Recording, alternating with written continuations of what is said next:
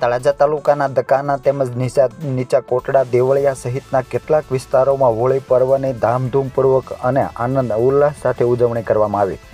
આજે ગત રાત્રિ દરમિયાન ભાવનગર જિલ્લાના સમગ્ર પંથકમાં હોળી પર્વની ધામધૂમપૂર્વક ઉજવણી કરવામાં આવી છે। ત્યારે આજે ગત રાત્રે 9 વાગ્યાના આસપાસના સમય દરમિયાન મોટાભાગના ગામોમાં હોળી પ્રગટાવવામાં આવી હતી અને જેમાં ખાસ કરીને વાત કરીએ તો તળાજા શહેરમાં જલારામ ગ્રુપ દ્વારા ગાંધીજીની પ્રતિમા નજીક જલારામ ગ્રુપ દ્વારા આયોજિત હોળી પ્રગટાવવામાં આવી હતી અને તેમાં વિશાળ સંખ્યામાં દર્શન માટે લોકો ઉમટ્યા હતા।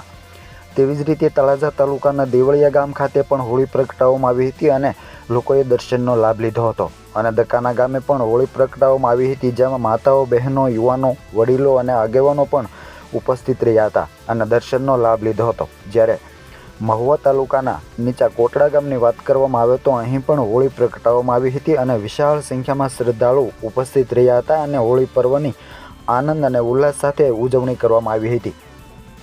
આવી રીતે તળાજા શહેરના જુદા જુદા વિસ્તારમાં તેમજ તળાજા તાલુકાના ગ્રામ્ય વિસ્તારમાં અને અન્ય વિસ્તારોમાં પણ ગત રાત્રિ દરમિયાન હોળી પર્વની ભારે ધામધૂમપૂર્વક ઉજવણી કરવામાં આવી હતી અને જેમાં હજારોની સંખ્યામાં લોકોએ દર્શનનો લાભ લઈ ધન્યતા અનુભવી હતી।